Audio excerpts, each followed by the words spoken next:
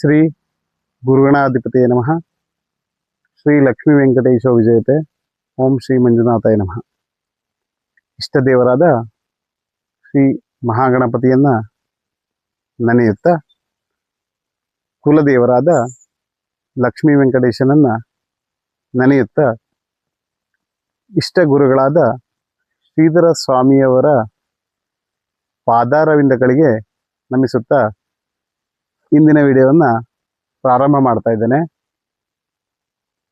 ಇದು ಶ್ರೀಧರ ಕೃಪಾ ಜ್ಯೋತಿಷ್ಯಾಲಯ. ನಾನು ಮಾತಾಡ್ತಾ ಇರೋದು ಜ್ಯೋತಿಷ್ಯ ಪಂಡಿತ್ ಶ್ರೀ ಮಂಜುನಾಥೇಶ್ವರ ಭಟ್. ಇವತ್ತಿನ ದಿವಸ ನಾವು ಮೇ 2026 ಮೇಷರಾಶಿಯ ಭವಿಷ್ಯವನ್ನ ನೋಡೋಣ. ಮೇಷರಾಶಿಯ ಭವಿಷ್ಯ, ಶುಕ್ರನ ಸ್ಥಾನ ಮಾತ್ರ ಈ ತಿಂಗಳು ನಿಮಗೆ ಶುಭದಾಯಕವಾಗಿರ್ತದೆ. ಶುಕ್ರ 4ನೇ ಮನೆಯಲ್ಲಿ ಇರೋದ್ರಿಂದ ನಿಮಗೆ ಧನಲಾಭ ಮತ್ತೆ ನೂತನ ವಾಹನಗಳಿಂದ ಲಾಭ ಉಂಟಾಗುವ ಸಾಧ್ಯತೆ ಕಂಡು ಬರ್ತಾ ಇದೆ. ಹಣಕಾಸಿನ ಪರಿಸ್ಥಿತಿ ಉತ್ತಮವಾಗಿರ್ತದೆ. ಹೊಸ ವಾಹನದಿಂದ ಅಥವಾ ಕೆಲವರು ಹೊಸ ವಾಹನಗಳನ್ನ ಖರೀದಿ ಕೂಡ ಮಾಡೋ ಸಾಧ್ಯತೆ ಕಂಡು ಬರ್ತಾ ಇದೆ. ಉಳಿದಿದ್ದ ಗ್ರಹಗಳ ಸಂಚಾರ ನಿಮಗೆ ಅಷ್ಟೊಂದು ಈ ತಿಂಗಳು ಚೆನ್ನಾಗಿ ಕಂಡು ಬರ್ತಾ ಇಲ್ಲ.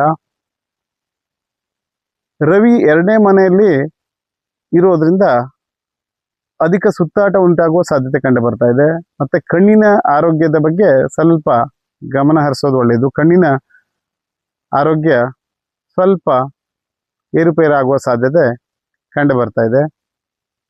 ಕುಜ 2ನೇ ಮನೆಯಲ್ಲಿ ಇರೋದ್ರಿಂದ ಮೇಲಧಿಕಾರಿಗಳಿಂದ ತೊಂದರೆ, ಪಿತ್ತ ಸಂಬಂಧಿ ಅನಾರೋಗ್ಯ ಉಂಟಾಗುವ ಸಾಧ್ಯತೆ ಕಂಡು ಬರ್ತಾ ಇದೆ. ಬುಧ 3ನೇ ಮನೆಯಲ್ಲಿ ಇರೋದ್ರಿಂದ ನಿಮಗೆ ಸ್ನೇಹಿತರು ಜಾಸ್ತಿ ಇರ್ತಾರೆ ಈ ತಿಂಗಳು. ಯಾವಾಗಲೂ ಮೇಷರಾಶಿಯವರಿಗೆ ಸ್ವಲ್ಪ ಸ್ನೇಹಿತರು ಜಾಸ್ತಿ, ಸ್ನೇಹಿತರ ಜೊತೆ ಇರೋದು ಜಾಸ್ತಿ. ಸ್ನೇಹಿತರು ಮತ್ತು ನೆರೆಹೊರೆಯವರ ಜೊತೆಗೆ ತಿರುಗಾಟ ಮತ್ತೆ ಅದಕ್ಕಾಗಿ ಹಣವನ್ನ ವ್ಯಯ ಮಾಡುವ ಸಾಧ್ಯತೆ ಇದೆ. ಧನಲಾಭ, ಶುಕ್ರ 4ನೇ ಸ್ಥಾನದಲ್ಲಿದ್ದು ಧನಲಾಭ ಉಂಟಾದ್ರೂ ಕೂಡ ನೀವು ಇದಕ್ಕೆ ಸ್ನೇಹಿತರು ಅಥವಾ ನೆರೆಹೊರೆಯವರ ಜೊತೆಗೆ ಸುತ್ತಾಟದಿಂದ ನೀವು ಅದನ್ನ ವ್ಯಯಿಸುವ ಸಾಧ್ಯತೆ ಕೂಡ ಕಂಡು ಬರ್ತಾ ಇದೆ ಅಂದ್ರೆ ಕೆಲವು ಹಣಗಳನ್ನ. ಗುರು 4ನೇ ಮನೆಯಲ್ಲಿ ಇರೋದ್ರಿಂದ ತಾಯಿಯ ಆರೋಗ್ಯದ ಬಗ್ಗೆ ನೀವು ಸ್ವಲ್ಪ ಗಮನ ಹರಿಸಬೇಕು. ಇಲ್ಲಾಂದ್ರೆ ತಾಯಿಯ ಆರೋಗ್ಯ ಸ್ವಲ್ಪ ಏರ್ಪೇರು ಆಗುವ ಸಾಧ್ಯತೆ ಕಂಡು ಬರ್ತಾ ಇದೆ. ಅದರ ಬಗ್ಗೆ ನೀವು ಸೂಕ್ತ ಚಿಕಿತ್ಸೆಗಳನ್ನ ಅಥವಾ ಲಕ್ಷ್ಯವನ್ನು ತಗೊಳ್ಳೋದು ಒಳ್ಳೆಯದು. ವೃತ್ತಿಯಲ್ಲೂ ಕೂಡ ಸಣ್ಣ ಪುಟ್ಟ ಕಿರಿಕಿರಿಗಳು ಈ ತಿಂಗಳು ನಿಮಗೆ ಇರಬಹುದು. ಶನಿ 12ನೇ ಮನೆ, ಅದು ಕೂಡ ವೃತ್ತಿಯಲ್ಲಿ ಕಿರಿಕಿರಿಯನ್ನ ಹೇಳ್ತದೆ. ಅಂದ್ರೆ ಶನಿ 12ನೇ ಮನೆಯಲ್ಲಿದ್ದಾಗ ವೃತ್ತಿಯಲ್ಲಿ ಸ್ವಲ್ಪ ಕಿರಿಕಿರಿ ಉಂಟಾಗುವ ಸಾಧ್ಯತೆ ಇದೆ. ನಂತರ ಕುಟುಂಬದಲ್ಲಿ ಕಲಹ ಕೂಡ ಆಗುವ ಸಾಧ್ಯತೆ ಇದೆ. ಅದರ ಬಗ್ಗೆ ನೀವು ಜಾಗ್ರತೆ ವಹಿಸೋದು ಒಳ್ಳೆಯದು.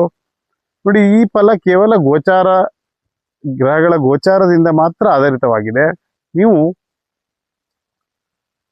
ನಿಮ್ಮ ಜ್ಯೋತಿಷ್ಯವನ್ನು ಇನ್ನೂ ಸರಿಯಾಗಿ ತಿಳಿಬೇಕು ಅಂದ್ರೆ ನುರಿತ ಜ್ಯೋತಿಷ್ಯ ಹತ್ರ ನೀವು ನಿಮ್ಮ ಕುಂಡಲಿಯನ್ನ ಪರಿಶೀಲನೆ ಮಾಡ್ಕೊಳ್ಳೋದು ಒಳ್ಳೆಯದು.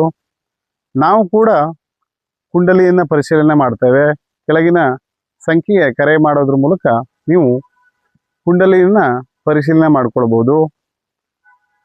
ನಂತರ ಸೂಕ್ತ ಪರಿಹಾರಗಳನ್ನ ಕೂಡ ಕಂಡುಕೊಳ್ಳಬಹುದು.